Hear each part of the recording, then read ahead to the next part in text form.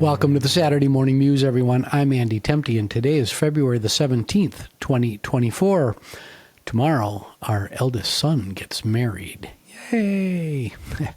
But this morning, I've got a simple question for you and an exercise. The question is this: are you coachable? The exercise is a bit more difficult. In just a moment, I'm going to ask you to pause the video or stop reading and reflect on your answer to this seemingly innocuous question. Before you drift off into quiet contemplation, carry the following questions with you as well. Am I set in my ways? Do I take advice well, or am I constantly pushing back? Am I resistant to change? Can I pinpoint specific examples where I was challenged to think differently and change my behavior or workflow without grumping and grousing about it? When I do push back and ask questions, am I seeking to understand and gain clarity, or am I being obstinate and delaying what I know deep inside is the right thing to do? Do I care about team success, or am I in it for myself? When things go awry, do I point fingers and shift blame, or do I accept accountability for my role in the failure? Do I seek to learn from my mistakes? I know this is a lot to take in, but it's Saturday morning, an optimal time for self-reflection for many of us. My advice is to find a quiet, inviting place with some plants and greenery. Research shows that we learn better when there are healthy plants around us. Send the kids outside to play in the yard. Take a pen and paper with you so you can jot down a few notes about the experience. Breathe and connect with the rhythm of your breath and your heartbeat. Search your memory banks for specific examples to support your answers to the questions I'm recommending that you ask yourself. Most importantly, be on the lookout for unconscious bias that may be lurking below the surface. Unconscious bias colors our view of the world and can be wielded as justification for our actions.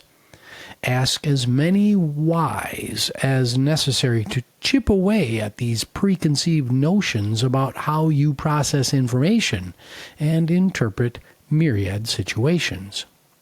Okay, armed with the questions and these instructions, pause the video, bookmark today's Muse, and we'll see you back here when you're ready. Some time passes. Hey, there you are. Thanks for coming back. What did you learn about yourself while you were away?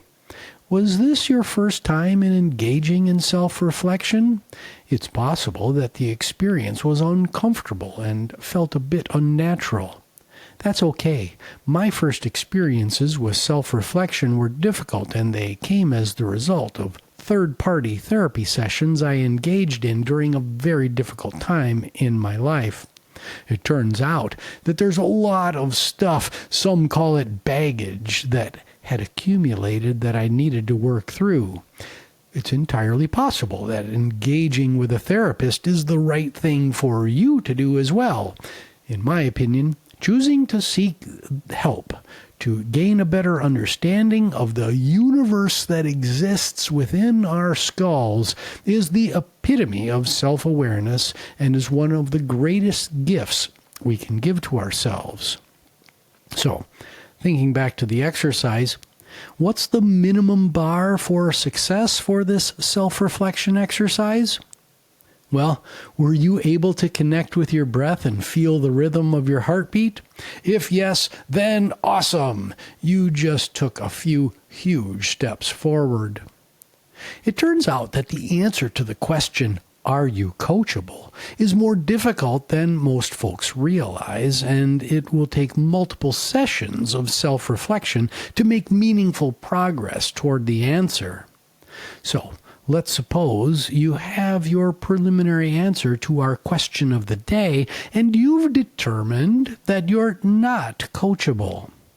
What happens now? Well, some will say, I don't need to change, and I'm perfectly happy with who I am. My lack of coachability is actually my superpower in life. I've engaged in self-reflection, and I enjoy being a lone wolf. This is a perfectly acceptable answer for those who are fiercely independent and love working for themselves.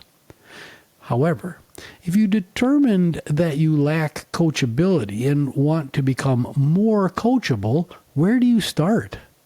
The ultimate goal here is to build a solid set of emotional intelligence tools and a host of other human skills like courage, creativity, mental agility, and others. These will help you improve coachability, but this takes time. Step 1 today is to cut yourself some slack. Give yourself the gift of grace and recognize that all change is a journey. Step 2 is to begin putting yourself into the hypothetical shoes of your colleagues to build empathy for the lived experiences of those around you. And step 3 today is to adopt a continuous improvement mindset and begin your personal journey of continuous improvement.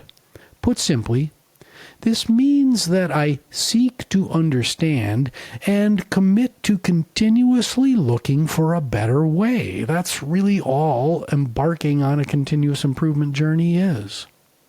Throughout your journey of continuous improvement and lifelong learning is where you'll slowly but surely build your human skill toolkit. On the other side of the coin, it is possible that you came out of the exercise with the answer, yes, I'm coachable. Now, the most important question to ask is, but am I too coachable? Yes, there is such a thing as being too malleable, too coachable. Why? Coachability is a balancing act where we want to be true to who we are, our purpose, our vision, our values, our goals, and our roadmap, while simultaneously being open to new ideas, new ways of working, and recommendations for how to improve. So, this Muse is part 1 of a 2-part series. Next week, in part 2 of the Muse, we'll explore this balancing act in more depth and address the obvious follow-on question, which is, why is coachability so important in business and in life? Have a wonderful weekend.